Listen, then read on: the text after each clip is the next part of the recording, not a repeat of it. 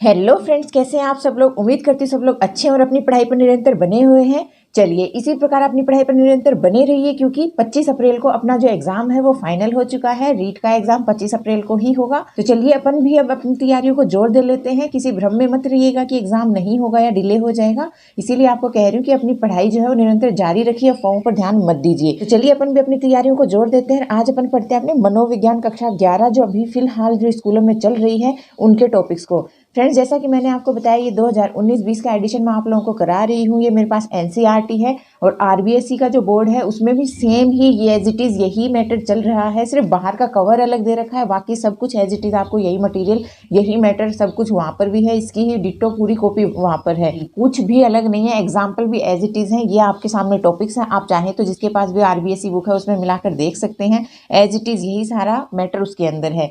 तो चलिए अपन अपने इसमें पढ़ चुके थे, अपने अभिप्रेरणा संवेग चिंतन भी पढ़ चुके हैं। अभी अपना चल रहा है स्मृति। आज स्मृति भी अपन कंप्लीट कर देंगे। इसका एक पार्ट पहले अपलोड हो चुका है, आज इसका सेकंड पार्ट अपन यहाँ पर कंप्लीट कर लेंगे। फिर अपने को कल अपन पढ़ेंगे अधिगम के बारे में। तो चलिए फ्रेंड्स, शुरू करते हैं अपना आज का टॉपिक।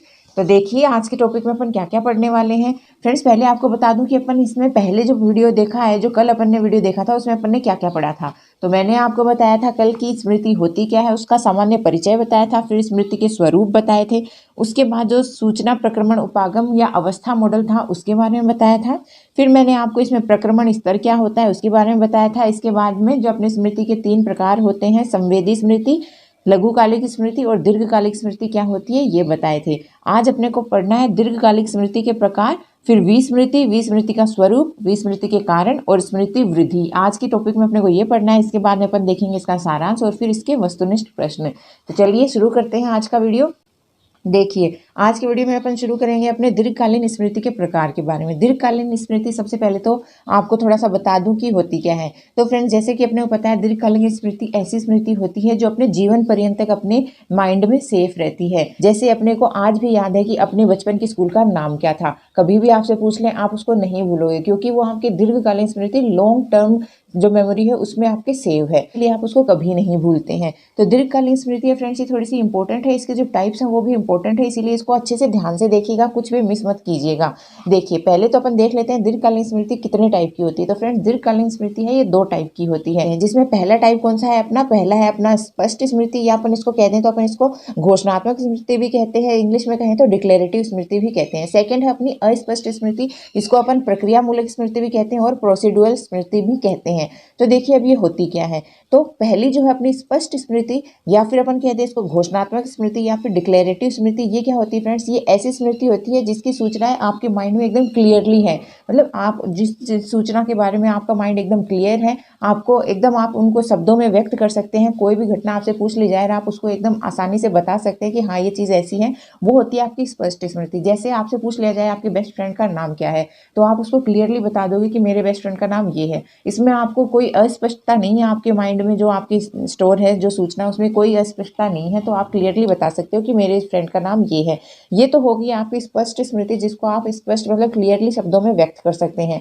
दूसरी है आपकी अस्पष्ट स्मृति या प्रक्रियात्मक स्मृति, फिर आप इसको प्रोसीड्यूरल स्मृति भी कह सकते हैं। ये क्या होती है फ्रेंड्स, कभी क्या होता है कि अपनी जो माइंड में जो स्मृति जो संचित रहती है वो एकदम क्लियर नहीं होती है, मतलब कुछ धुंधलापन आ जाता है अपनी स्मृति के अंदर। आप पूरे स्पष्ट तरीके से अपनी जो सूचना है उसको नहीं बता पाते हैं। जैसे आपसे पूछ लिया जाए कि बचपन में आपकी क्लास में कितने स्टूडेंट्स थे, आप बता देंगे 20 स्टूडेंट्स थे। आपसे पूछ लिया जाए कि आपके जो 20 स्टूडेंट्स थे उनके नाम क्या थे, तो अब यहाँ पर आपको कुछ धुंधलापन रहेगा आपकी स्मृति में, कुछ के नाम आपको याद है, कुछ के आप भूल गए हैं, आप क्लियरली नहीं बता सकते हैं। तो ऐसी अस्पष्ट स्मृति को अपन कहते हैं प्रक्रिया मूलक या फिर प्रोसीड्यूरल मेमोरी। ओके, तो ये तो थे अपने दीर्घकालीन स्मृति के 2 मुख्य प्रकार। अब जो टाल्विंग है ना, टाल्विंग ने अपने आधार पर इनका और वर्गीकरण किया दीर्घकालीन स्मृति का। उन्होंने इसके 2 और अर्थ बताए हैं। उन्होंने बताया एक तो घटनापरक जो दीर्घकालिक स्मृति है जिसको अपन घोषणात्मक स्मृति भी कहते हैं, और दूसरा है अपना आर्थी या सिमेंटिक स्मृति। तो ये क्या होती है, ये टाल्विन के द्वारा बताया गया वर्गीकरण है। तो टाल्विन ने इनका 2 प्रकार और बता दिया, एक तो घोषणात्मक स्मृति या फिर घटनापरक स्मृति, दूसरा है अपना आर्थी स्मृति।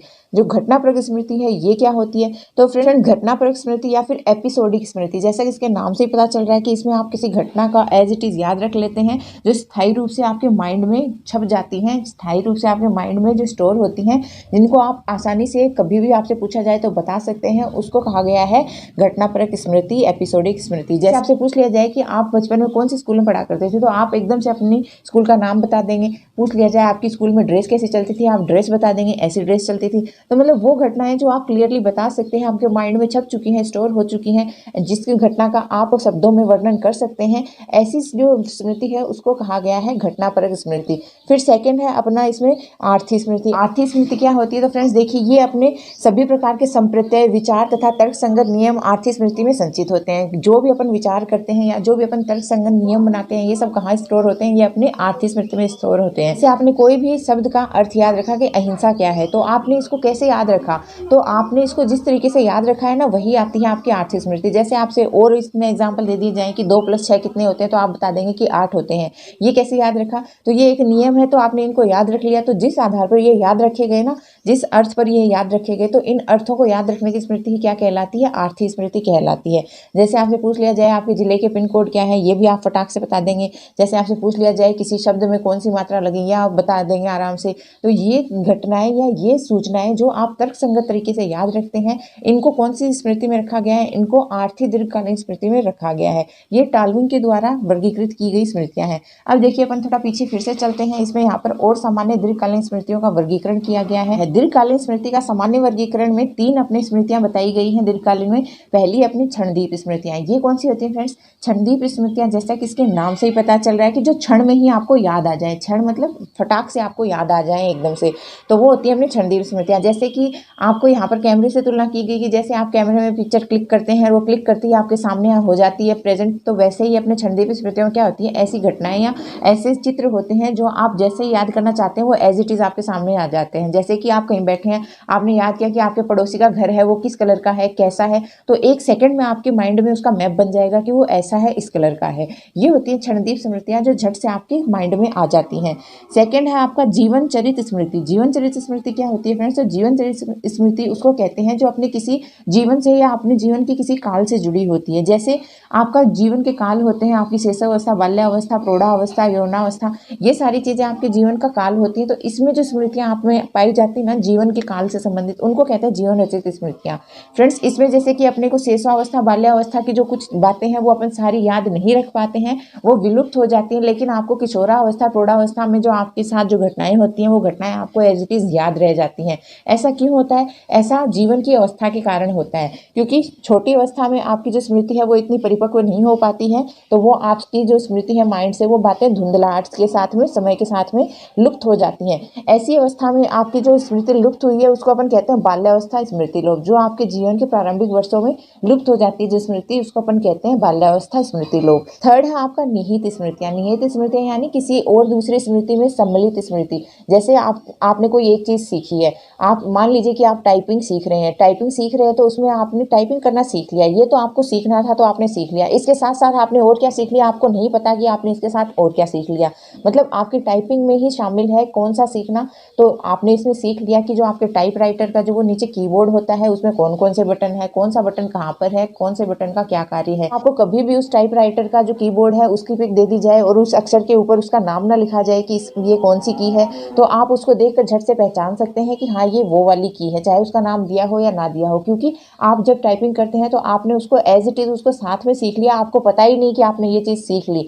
तो एक चीज़ के सीखे हुए में दूसरी चीज़ जब शामिल हो जाती है, जिसका आपको प्रत्यक्ष ज्ञान नहीं होता है कि आपको वो चीज़ भी आ गई है, उसको कहते हैं निहित स्मृति। मतलब एक स्मृति में दूसरी स्मृति का शामिल हो जाना, वो कहलाती है निहित स्मृति। ये 3 दीर्घकालीन स्मृतियों का वर्गीकरण यहाँ पर दिया गया था, तो ये मैंने आपको बता दिया दीर्घकालीन स्मृति। अब देखिए आगे अपना देखते हैं, स्मृति में ज्ञान का संगठन एवं प्रतिनिधान है। ये अपने यहाँ पर रीट लेवल पर है नहीं। स्मृति निर्माण और इसका प्रत्यक्षीकरण हुआ है। असत्य स्मृतियां भी अपने टॉपिक में नहीं है रीट लेवल पर। फिर है स्मृति एक रचनात्मक प्रक्रिया के रूप में, ये भी अपने रीट लेवल में नहीं है। यहाँ से अपने रीड लेवल में फिर से सिलेबस है कि विस्मरण क्या होता है, विस्मरण के स्वरूप एवं कारण क्या होते हैं। तो स्मृति का जो नकारात्मक रूप होता है उसको कहते हैं अपन विस्मरण या फिर विस्मृति। जैसे स्मृति याद रखते हैं वैसे विस्मरण भूल जाने को कहते हैं अपन विस्मरण। तो देखिए अपने जो हरमन एबिंगहास है ना, मैंने आपको बताया था जर्मन का वैज्ञानिक हरमन, इसने ही सबसे ज्यादा किस पर कार्य किया था, स्मृति और विस्मृति पर सबसे ज्यादा कार्य इसका ही किया हुआ है। तो याद रखिए सबसे पहले इसी ने ही क्रमबद्ध रूप से स्मृति का और विस्मृति का अध्ययन किया था कि कोई चीज कैसे याद रहती है, कैसे अपन भूल जाते हैं। तो किसी चीज को भूल जाना कहलाती है विस्मरण। अब इसका स्वरूप और इसके ये किस कारण से होता है उसके बारे में अपन देख लेते हैं। जो हरमन है उसने विस्मरण का एक वक्र के थ्रू बात बताई थी कि कैसे अपन विस्मरण, कोई चीज कैसे अपन भूलते हैं। आपको उसने ये वक्र से समझा रखा है एबिंगहास ने कि कोई स्मृति है वो कैसे विस्मृति में बदल जाती है, उसमें कितना टाइम लगता है। तो उसने यहाँ पर इसमें वक्र बनाकर इसमें समझाया गया है कि शुरुआत में जो आपकी स्मृति है ना, वो जब आपकी विस्मृति में बदलती है, आप कोई चीज को जब भूलना शुरू करते हैं तो शुरुआत में उसके भूलने की दर होती है ना, वो बहुत ज्यादा होती है, वो बहुत तीव्र होती है। लेकिन थोड़े समय पश्चात क्या होती है कि उसमें एक स्थिरता आ जाती है, फिर आप उस चीज को धीरे धीरे करके भूलते हैं, एक स्थायित्व आ जाता है उस विस्मृति में। तो शुरुआत में जो दर होगी विस्मृति की वो बहुत तीव्र होगी, लेकिन समय पश्चात वो क्या होगी, वो उसमें स्थायित्व आ जाएगा, वो बहुत धीमे धीमे फिर आपकी स्मृति से लोप होगा अगर आप उसका अभ्यास नहीं करेंगे तो आपके बस इसी में इस वक्र के थ्रू आपको यही बताया गया कि शुरुआत में स्मृति में क्या होती है, तीव्र ह्रास होता है कि बहुत जल्दी जो स्मृति है आपकी वो शुरुआत में लुप्त होती है। उसके बाद में उसमें एक अवनति बहुत क्रमिक और धीमी गति से होती है। उसके बाद में जो उसके स्मृति का विलोप होने का जो क्रम होता है वो बहुत ही धीमी गति से होता है। ये इसने इसमें अपने वक्र के थ्रू समझाया था। अब देखिए कुछ और कारण कौन से हो सकते हैं ये अब देख लेते हैं विस्मृति के। पहला तो है चिन्ह ह्रास के कारण विस्मय। चिन्ह ह्रास के कारण क्या होता है, तो फ्रेंड्स जो अपन जो सूचनाएं स्टोर करते हैं माइंड में उसको अपन कहते हैं स्मृति चिन्ह। तो इसमें कैसे ह्रास हो जाता है कि लंबे समय तक अपन अपनी जो सूचना है उसका अगर अपन उपयोग नहीं करते हैं तो जो स्मृति चिन्ह होते हैं अपने माइंड में वो समय के साथ क्या हो जाते हैं, लुप्त हो जाते हैं। मतलब जो आपने चिन्ह, जो संकेत चिन्ह जो आपने स्मृति में स्टोर किए होते हैं किसी सूचना को लेकर, वो क्या होते हैं समय के साथ में क्या हो जाते हैं, विलुप्त हो जाते हैं अगर आप उनका उपयोग नहीं करते हैं तो। सेकंड है आपका अवरोध के कारण विस्मरण। ये क्या होता है फ्रेंड्स, अवरोध मतलब किसी चीज का अवरोध आ जाता है ना, कोई बैरियर लग जाता है, उसके कारण भी अपनी स्मृति जो है वो अपना विस्मृति में बदल जाती है। जैसे आपके माइंड में कई तरह की विभिन्न टाइप की क्या है सूचनाएं स्टोर होती हैं। अब इन स्मृतियों में अगर समानता होती है तो वो क्या होती है, वो टिक जाती हैं। अगर उन स्मृतियों में समानता नहीं होती है तो इनमें अवरोध आ जाता है। अवरोध कैसे कि इनमें बैरियर लग जाता है। समान चीजें हैं उनका तो संबंध आपस में स्थापित हो जाता है, इसीलिए वो स्थायी हो जाती हैं। लेकिन जिनमें अगर समानता नहीं आती है तो उन सूचनाओं में क्या होता है, वो अवरोध लग जाता है एक दूसरे के प्रति, और वो क्या होती है, वो अपनी स्मृति विस्मृति में बदल जाने का कारण बन जाती है। और क्या बताया गया कि जो विस्मरण है ना वो फ्रेंड्स दो प्रकार के अवरोध उत्पन्न करता है। जो विस्मृति है वो दो प्रकार के अवरोध उत्पन्न करती है, जिसमें आपको पहला बता रखा है अवरोध अग्रलक्ष्य, यानी आगे की ओर चलने वाले। अग्रलक्ष्य अवरोध का मतलब क्या हुआ कि जो क्रिया आपने पहले सीख ली है ना, जो चीज आपने पहले सीख ली है वो बाद में जो आप चीज सीखना चाहते हैं उसमें जब अवरोध उत्पन्न करती है तो वो होती है अपनी अग्रलक्ष्य अवरोध। जैसे आप मतलब इंग्लिश सीख चुके हैं, फिर आपको अगर फ्रेंच सीखनी है तो आप मतलब कि इंग्लिश तो सीख चुके हैं लेकिन वो इंग्लिश जो है वो आपको फ्रेंच सीखने में कठिनाई उत्पन्न करी, क्योंकि उनके शब्दों में बहुत ज्यादा विभिन्नता है। तो इस कारण से आपको वो फ्रेंच सीखने में कठिनाई उत्पन्न कर रही है। तो ये कहलाता है अग्रलक्ष्य अवरोध। फिर दूसरा है आपका पूर्व लक्ष्य अवरोध। ये क्या होता है, तो ये है पीछे की ओर चलने वाला। मतलब पूर्व में जो आपने ज्ञान सीख लिया है ना वो आपके जो नेक्स्ट जो आप ज्ञान सीख रहे हैं उसमें अवरोध उत्पन्न करता है। जैसे अग्र में मतलब पूर्व या अग्र में जो आपने ज्ञान सीखा है वो आपके पीछे जो आप उसके बाद में जो उसके पीछे जो आप ज्ञान सीख रहे हैं ना उसको आपको सीखने में बहुत ही ज्यादा कठिनाई उत्पन्न करता है या अवरोध उत्पन्न करता है। उसको अपन कहते हैं पूर्व लक्ष्य, यानी पीछे वाले ज्ञान को सीखने में कठिनाई उत्पन्न करता है। आप उनको मैंने बताया कि फ्रेंच आपको आती है लेकिन अब आप इंग्लिश सीखना चाहते हैं तो आप उल्टा चलेंगे तो फिर उसमें आपके फिर से दिक्कत आएगी। ये आपके अग्रलक्ष्य और पूर्वलक्ष्य अवरोध हो गए। अब देखिए तीसरा आपका पुनरुद्धार असफलता के कारण विस्मरण। ये क्या होता है पुनरुद्धार असफलता के कारण, तो देखिए इसमें क्या होता है कि प्रत्याहरण के समय मतलब कोई चीज आप याद करते हैं उस समय जो आपके पुनरुद्धार के संकेत होते हैं वो अनुपस्थित होते हैं या फिर अनुपयुक्त होते हैं, तो उस कारण भी क्या है आप याद नहीं रख पाते हैं। जो क्रम है उसको अगर आपने सही तरीके से नहीं रखा अपनी स्मृति में तो आप उसको याद नहीं रख पाएंगे। जब आप उसको याद करना चाहेंगे। तो ये भी आपके जो विस्मृति है उसका एक कारण है। इसमें फ्रेंड्स ट्वेलिंग है ना, ट्वेलिंग और उसके कुछ साथी उन्होंने एक प्रयोग किया था।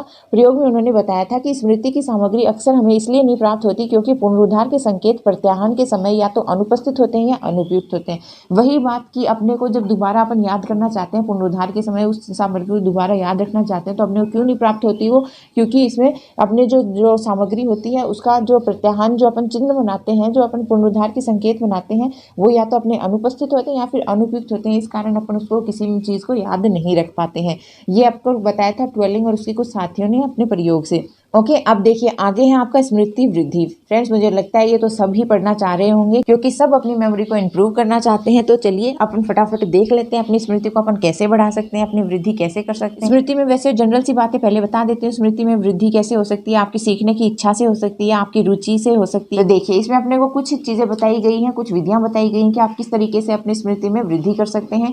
जैसे देखिए सबसे पहले आपको बताया गया प्रतिमाओं के उपयोग से स्मृति या सहायक संकेत द्वारा कैसे आप अपनी स्मृति में वृद्धि कर सकते हैं। तो इसमें कुछ आपके जो मुख्य जो आपकी दी गई हैं विधियां, वो पहले आपकी मुख्य विधियां तो दो हैं, एक है मुख्य शब्द विधि, दूसरी है स्थान विधि। इसके थ्रू तो आप अपनी जो स्मृति है उसमें वृद्धि कर ही सकते हैं। इसके अलावा और भी अपने को सहायक जो और संकेत दिए गए हैं। तो पहले अपन इसकी मुख्य विधियां देख लेते हैं, दो कौन सी हैं अपनी स्मृति को बढ़ाने की। तो पहली अपनी मुख्य शब्द विधि। कि मुख्य शब्द विधि में क्या होता है फ्रेंड्स कि इसमें बताया गया है कि आप अगर कोई अन्य विदेशी भाषा सीखना चाहते हैं, विदेशी भाषाओं सीखने में ये सबसे ज्यादा कारगर है, सबसे ज्यादा सहायक है विदेशी भाषाओं सीखने में मुख्य शब्द विधि। इसमें आपको बताया गया है कि आप जब कोई विदेशी भाषा या कोई नई भाषा सीखना चाहते हैं तो उसमें क्या होता है कि आप मतलब मुख्य शब्दों का सामंजस्य बिठा लीजिए।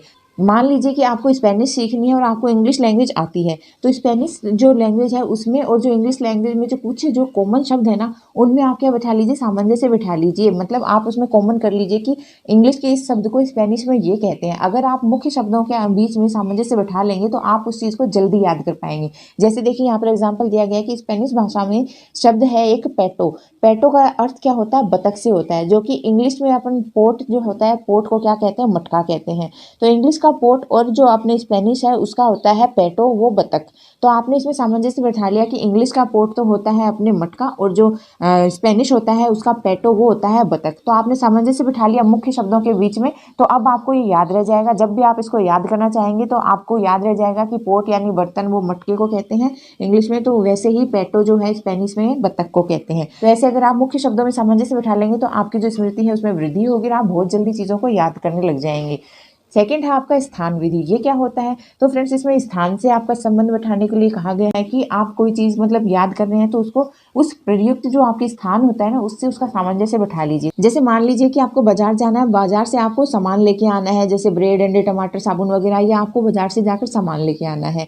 तो अब आप बाजार तक पहुंचते हैं तो आधी चीज़ें आपको याद रहती है, आधी आप भूल जाते हैं। तो इन चीज़ों को आप अपने स्थान विशेष से संबंध बैठा कर अगर चलेंगे कि किचन में क्या चीज़ें खत्म हो रही है, हाँ किचन में मतलब आपके ब्रेड खत्म हो रहा है, अंडे खत्म हो रहे हैं, टेबल पर क्या खत्म हो रहा है फ्रेंड्स उसके ऊपर आप याद करेंगे कि हाँ टेबल पर तो फ्रूट्स खत्म हो रहे हैं, टमाटर वगैरह ये सब सलाद वगैरह खत्म हो रही हैं। तो आप उसका स्थान का संबंध बैठा लेंगे उससे, तो आपको टमाटर सब्जी जो भी आपको लाना है उससे आपका स्थान के साथ में आपका संबंध बैठ जाएगा तो याद रहेगा। फिर आप सोचेंगे लेट बाथ में क्या खत्म हो रहा है, तो आपके दिमाग में आएगा भाई साबुन खत्म हो रहा है, शैम्पू खत्म हो रहा है, तो आप उसके साथ में संबंध बैठा लेंगे। तो इस तरीके से अगर आप किसी स्थान विशेष से संबंध बैठा लेते हैं तो भी आपकी जो स्मृति है वो बनी रहती है लंबे समय तक। तो कोई चीज़ को वैसे याद करने की बजाय अगर आप स्थान विशेष के साथ में उसका संबंध बैठा ले तो आपकी स्मृति में वृद्धि होती है। इसके अलावा मुख्य शब्द के साथ में अगर आप संबंध बैठा ले तो आपकी स्मृति में वृद्धि होती है। दो ये मुख्य आपकी विधियां बताई गई थी स्मृति में वृद्धि करने की। अब देखिए आगे आपको कुछ सहायक संकेत भी बताए गए हैं कि आप कैसे अपनी वृद्धि को और मतलब शार्प कर सकते हैं। तो मैंने आपको पहले बताया था, आपने पीछे थोड़े देर पहले अपन ने देखा था खंडियन विधि के बारे में। मैंने कहा था कि ये पीछे आएगी वीडियो में तो मैं आपको बताऊंगी क्या होती है। तो फ्रेंड्स खंडियन विधि ये किस में काम आती है फ्रेंड्स, इंपॉर्टेंट है बहुत ही ज़्यादा खंडियन विधि। ये आपको फ्रेंड्स आपको कोई जो आपकी सूचना होती है उसको खंडों में, मतलब आप कोई बड़ी आपके पास सूचना है उसको अगर आप खंडों में तोड़कर विभाजित कर लेते हैं फिर आप उसको याद रखते हैं तो वो आपको याद रखने में ज़्यादा सहायक होती है। इसके अलावा कि आप उसको पूरा एक पैरा में याद रखें, पैरा में याद रखना कठिन होता है लेकिन खंडों में तोड़कर उसको टुकड़ों में याद रखना बहुत आसान होता है। ये आपकी खंडियन विधि। इसका अगर अपन उदाहरण देखें तो जैसे अपने टेलीफोन नंबर होते हैं ना, अपने कोई भी मोबाइल नंबर है वो 10 नंबर अपन एज इट इज उनको याद करना चाहें तो अपन उनको याद नहीं कर सकते हैं, बहुत मुश्किल होता है, भूलने के चांसेस बहुत ज़्यादा रहते हैं। लेकिन अगर आप उनको खंडों में विभाजित कर लेते हैं, जैसे आपने उनको 2-2 के खंडों में विभाजित कर लिया या फिर 3-3 के खंडों में विभाजित कर लिया, तो वो आपको बहुत ही जल्दी याद रहेंगे, क्योंकि आपने उनको तोड़ लिया, उनको छोटा कर लिया, बड़ी चीज़ को छोटा कर लिया, खंडों में विभाजित कर लिया। तो इस तरीके से अगर आप कोई चीज़ को याद रखते हैं तो वो भी आपके जो माइंड है उसमें बहुत समय तक याद रहती है। ये है आपका खंडीयन विधि, ये भी बेहद इंपॉर्टेंट है, याद रखना। नेक्स्ट है आपका प्रथम अक्षर तकनीक। ये तो आपको सबको पता होगा कि जो भी अपन याद रखना चाहते हैं उसका जो फर्स्ट जो अक्षर होता है ना, फर्स्ट जो उसका अल्फ़ाबेट होता है, उनको एक साथ इकट्ठा कर लीजिए। जैसे अपने यहाँ पर विबग्योर अपन बचपन से पढ़ते आए हैं, विबग्योर इंद्रधनुष के 7 कलर होते हैं। विबग्योर पहला वी ले लिया, फिर आई ले लिया, बी जी वाई ओ आर, ऐसे अपने सभी रंगों का पहला अक्षर एक एक करके इसको इकट्ठा कर लिया तो अपने को सातों रंग है वो याद हो गए। तो प्रथम अक्षर तकनीक क्या कहती है कि कोई भी जो आप याद रखना चाहते हैं चीज़, उसके पहले अक्षर है ना उनको ले लीजिए। लेकिन फ्रेंड्स इसको अमनोवैज्ञानिक माना गया है कि यह आपकी स्मृति में कोई सुधार नहीं करती है, तो इसीलिए इसका मतलब अमनोवैज्ञानिक माना गया है, इसको नहीं यूज़ करना चाहिए।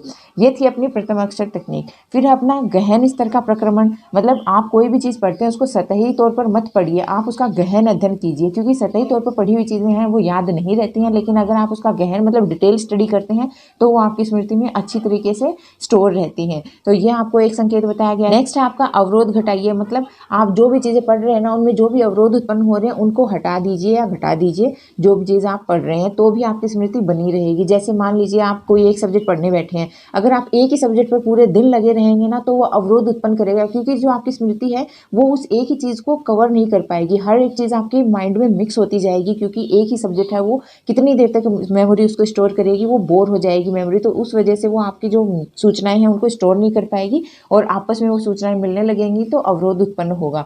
तो इसमें बताया गया है कि अवरोध को घटाइए, एक समय तक लगातार एक सब्जेक्ट मत पढ़िए, अलग अलग सब्जेक्ट्स पढ़िए अलग अलग टाइम पर। इसके अलावा अगर आपको एक सब्जेक्ट एक साथ पढ़ना भी पड़ रहा है तो फिर आप क्या कीजिए, उसमें एक लिमिट एक टाइम इंटरवल के बाद में क्या कर लीजिए, ब्रेक ले लीजिए। तो अपने समय समय के साथ उसमें बीच बीच में आराम कीजिए। यह आपको बताएं अवरोध का, कि इससे अवरोध है वो घटेंगे और आपकी स्मृति बढ़ेगी। नेक्स्ट है आपका पर्याप्त पुनरुद्धार संकेत रखिए। कोई भी चीज़ अगर आप याद करें तो उसमें संकेतों को ऐड कीजिए। जैसे आप कोई चीज़ ऐसे पूरी पढ़ेंगे तो वो आपको याद नहीं रहेगी, लेकिन कहीं पर अगर आप संकेत मतलब लगा लेंगे कि इसमें ये स्पेशलिटी है, उसको संकेतों से जोड़ दीजिए। जो भी आप सामग्री पढ़ रहे हैं उसमें कुछ संकेत हैं, उसको उससे जोड़ दीजिए तो भी आपकी स्मृति है वो बनी रहेगी। तो ये आपको कुछ संकेत बताए गए थे आपकी स्मृति बढ़ाने के। उम्मीद करती हूँ सब अपनी स्मृति बढ़ाएंगे, अब इन संकेतों का यूज करेंगे। अब देखिए जो थॉमस और रॉबिन्सन है ना, उन्होंने भी एक चीज बताई थी, उन्होंने भी एक विधि दी है जिसको उन्होंने PQRST विधि कहा है। PQRST विधि किसने दी है? थॉमस और रॉबिन्सन ने दी है। तो इसमें क्या बताया था उन्होंने कि देखिए P का मतलब था रिव्यू यानी पूर्व आकलन करना, Q का मतलब था क्वेश्चन यानी प्रश्न करना, R का मतलब था रीड यानी पढ़ना, और S का मतलब था सेल्फ रेसिटेशन, और T का मतलब था परीक्षण। इसमें क्या बताया था, देखिए इसमें बताया था कि आप सबसे पहले अपनी जो भी सामग्री आपके पास में है उसका आप खुद पूर्व अवलोकन कीजिए, मतलब पूरे अध्याय को पढ़िए, उसका पूरा अवलोकन कीजिए कि एक सरसरी दृष्टि से कि आपके अध्याय में क्या दिया गया है। उसके बाद आप उससे प्रश्न कीजिए खुद से, मतलब अपने प्रश्न कीजिए कि इस अध्याय में आपने कितने प्रश्न आप उनका जवाब दे सकते हैं, तो खुद से प्रश्न करना यानी क्यों हो गया। फिर आप उस सामग्री को फिर से पढ़िए और उसके उत्तर ढूंढिए, तो यह आपका रीड हो गया। फिर इसके बाद में आपको S बताया गया है कि आप अपने खुद का मूल्यांकन कीजिए कि आपने कितना उस सामग्री को ग्रहण कर लिया है। फिर लास्ट में T बताया कि आप अपने खुद का मतलब टेस्ट लीजिए कि आपने पूरी सामग्री को कितना याद कर लिया है, आप कितना उसको समझ पाए हैं। ये है PQRST, थॉमसन और रॉबिन्सन का दिया हुआ एक मेथड है जो बच्चों को बताया गया कि PQRST के थ्रू आप पढ़ें। अब देखिए अंत में आपको कुछ छोटे मोटे व्यवधान दिए गए हैं कि आपकी स्मृति को कौन कौन सी चीज़ें प्रभावित करती हैं। जैसे आपका स्वास्थ्य प्रभावित करता है, आपकी रुचि और अभिप्रेरणा प्रभावित करती है, फिर आपकी सामग्री जो आपको दी जा रही है याद करने के लिए वो भी आपको प्रभावित करती है। इसके साथ साथ जो और भी अन्य पर्यावरणीय वातावरणीय कारक है, वंशानुक्रम कारक है, ये भी आपकी बुद्धि को प्रभावित करते हैं। ये अपने यहाँ पर हो गया अपना स्मृति विस्मृति का पूरा चैप्टर कंप्लीट। फ्रेंड्स बुद्धि से रिलेटेड टॉपिक है, बहुत इंपॉर्टेंट है, याद रखिएगा, कुछ ज़्यादा हार्ड भी नहीं है, जनरल सी चीज़ें हैं। अब देखिए अपन अपनी क्रीम को पढ़ लेते हैं, जो सारांश है अपना वो देखिए। पहला पॉइंट है स्मृति में 3 अंतर संबंधित प्रक्रियाएं कूट संकेतन भंडारण एवं पुनरुद्धार सम्मिलित होते हैं। ओके, स्मृति में अपनी 3 अंतर संबंधित प्रक्रियाएं आपस में एक दूसरे से संबंधित हैं। कौन कौन सी हैं? कूट संकेतन एनकोडिंग, भंडारण है स्टोरेज, और पुनरुद्धार है उसका रीजनरेशन। ये तीनों चीज़ें क्या है अपने इसमें शामिल होती हैं स्मृति में। फिर है कूट संकेतन का तात्पर्य आने वाली सूचना को इस प्रकार पंजीकृत करना है कि वह स्मृति तंत्र के अनुरूप हो। भंडारण और पुनरुद्धार का तात्पर्य क्रमशः सूचना को एक समय तक रखना तथा फिर पुनः चेतना में लाना है। ओके, नेक्स्ट अपना स्मृति का अवस्था मॉडल। ये मैंने आपको बताया था अवस्था मॉडल क्या है। तो स्मृति प्रतिक्रियाओं की तुलना कंप्यूटर से करता है। तो इसमें क्या होता है, जैसे इसके अनुसार स्मृति में आने वाली सूचना का 3 भिन्न अवस्थाएं संवेदी स्मृति, सेंसरी मेमोरी, अल्पकालिक यानी शॉर्ट टर्म मेमोरी और दीर्घकालिक स्मृति यानी लॉन्ग टर्म मेमोरी में प्रक्रमण होता है। जैसे कंप्यूटर में जो अपनी मेमोरीज में स्टोर होती हैं, उसी प्रकार से जो अवस्था मॉडल बताया गया है स्मृति का, उसमें भी अपने को कंप्यूटर से अपनी समानता बताई गई है बुद्धि की, और 3 तरीके से अपनी जो स्मृति है वो अपने स्टोर रहती है अपनी बुद्धि में। फिर है नेक्स्ट की स्मृति के प्रक्रमण स्तर दृष्टिकोण के अनुसार सूचना का किसी भी स्तर संरचनात्मक, ध्वन्यात्मक या आर्थी स्तर पर कूट संकेतन हो सकता है। यदि कोई सूचना आर्थी स्तर जो सबसे गहन स्तर है पर विश्लेषित एवं सांकेतित होती है तो यह धारण क्षमता को बेहतर करती है। नेक्स्ट अपना कि दीर्घकालिक स्मृति का वर्गीकरण कई प्रकार से किया गया है। जैसे घोषणात्मक एवं प्रक्रियात्मक स्मृति एक मुख्य वर्गीकरण है तथा दूसरा मुख्य वर्गीकरण है घटनापरक एवं आर्थी स्मृति। फिर दीर्घकालीन स्मृति में सामग्री संप्रत्यय श्रेणियां एवं प्रतिमाओं के रूप में प्रस्तुत होती हैं तथा श्रेणीबद्ध रूप में संगठित होती हैं। नेक्स्ट अपना कि स्मृति एक पुनरुत्पादक ही नहीं बल्कि रचनात्मक प्रक्रिया भी है। हम जो कुछ भी संचित करते हैं उसमें व्यक्ति के पूर्व ज्ञान और स्कीमा के अनुसार परिवर्तन एवं संशोधन होते हैं। हम जो कुछ भी स्टोर करते हैं वो अपने पूर्व ज्ञान और स्कीमा समझ के आधार पर ही स्टोर होता है। जैसे आगे है विस्मरण किसी समयावधि तक संचित सामग्री की हानि से संबंधित है। किसी सामग्री को सीखने के तुरंत बाद सबसे अधिक क्षति होती है, बाद में यह क्षति धीमी होती रहती है। इसमें यहाँ पर बताया गया कि विस्मरण की समयावधि क्या होती है। तो ये जब पहली बार होती है तो एकदम तीव्र गति से कम होती है आपकी स्मृति, उसके बाद में क्या होती है धीमी गति से कम होती है, लेकिन शुरुआत में ये बहुत तीव्र गति से आपकी स्मृति होती है वो लुप्त होती है। फिर विस्मरण चिन्हों के ह्रास तथा अवरोध के कारण होता है। विस्मरण क्या होता है, चिन्हों का ह्रास होता है। जब आपकी मेमोरी होती है उसमें जो चिन्ह जो संकेत होते हैं उनका जब ह्रास हो जाता है, लुप्त हो जाते हैं, उसके अवरोध के कारण आपकी विस्मृति उत्पन्न होती है। फिर पुनरुद्धार के समय पर्याप्त संकेतों के अभाव में भी विस्मरण हो सकता है। जब आप उनको दोबारा रिसाइट करते हैं तो फिर क्या होता है कि आपके जो पर्याप्त संकेत नहीं होते हैं आपकी सूचना में, तो उसके कारण भी आपकी विस्मृति हो सकती है। फिर स्मृति सहायक संकेत स्मृति में सुधार लाने के लिए होते हैं। कुछ संकेत प्रतिमा पर तो कुछ सीखे जाने वाली सामग्री के संगठन पर बल देते हैं। ये आपको नॉर्मल बात बताई गई है। स्मृति के संकेत आपकी स्मृति में सुधार लाने के लिए उपयुक्त होते हैं। देखिए अब आपको लास्ट में अपना चैप्टर यहाँ खत्म हो जाता है। लास्ट में आपको जो आपकी आरबीएसई बोर्ड में जो लास्ट 5 जो आपके क्वेश्चन दिए रहते हैं वस्तुनिष्ठ प्रश्न, उनको मैंने यहाँ पर लिख रखा है ताकि आपको दोनों बुक की सामग्री एक ही साथ मिल सके। तो दोनों का कॉम्बो पैक आप एक ही बुक से एक ही वीडियो से प्राप्त कर सकते हैं। इसीलिए आपको यहाँ पर ये क्वेश्चन भी मैंने साथ में ही लिख दिए हैं। कौन कौन से हैं देखिए। पहला क्वेश्चन है स्मृति पर सर्वप्रथम क्रमबद्ध अध्ययन किसने किया। तो मैंने आपको बताया था सबसे ज्यादा क्रमबद्ध अध्ययन स्मृति और विस्मृति पर किसने किया था, जर्मन का वैज्ञानिक हर्मन एबिंगहास ने। जर्मन का वैज्ञानिक हर्मन एबिंगहास ने। सेकंड है स्मृति कोई निष्क्रिय प्रक्रिया ना होकर सक्रिय एवं रचनात्मक प्रक्रिया है। ये किसने कहा, तो ये कहा था फ्रेडरिक बार्टलेट ने। किसने कहा था, फ्रेडरिक बार्टलेट ने, कि स्मृति जो है वो कोई निष्क्रिय प्रक्रिया नहीं है, ये बल्कि एक सक्रिय और रचनात्मक प्रक्रिया है। किसने कहा था, फ्रेडरिक बार्टलेट ने कहा था। नेक्स्ट है आपका स्मृति की प्रक्रिया के तत्व कौन से नहीं है। नहीं है पूछा है, देखिए गौर कीजिए। स्मृति की प्रक्रिया के तत्व तो 3 थे, मैंने आपको बताया था, भंडारण है, कूट संकेतन है और पुनरुत्पादन या पुनः प्राप्ति है। तो ये तो अपने प्रक्रिया के 3 तत्व हैं, लेकिन उत्पादन जो है वो अपने स्मृति का कोई तत्व नहीं है। नेक्स्ट है आपका कार्यकारी स्मृति की व्याख्या करने के लिए बहुतत्व मॉडल किसने बनाया। तो कार्यकारी स्मृति की व्याख्या करने के लिए बहुतत्व मॉडल बनाया था बेडेल ने। किसने बनाया था, बेडेल ने। तो यहाँ पर हमने ये जो स्मृति विस्मृति का जो चैप्टर है वो पूरा खत्म होता है। उम्मीद करती हूँ कि आपको अच्छे से समझ में आया होगा जो भी मैंने आपको बताया है।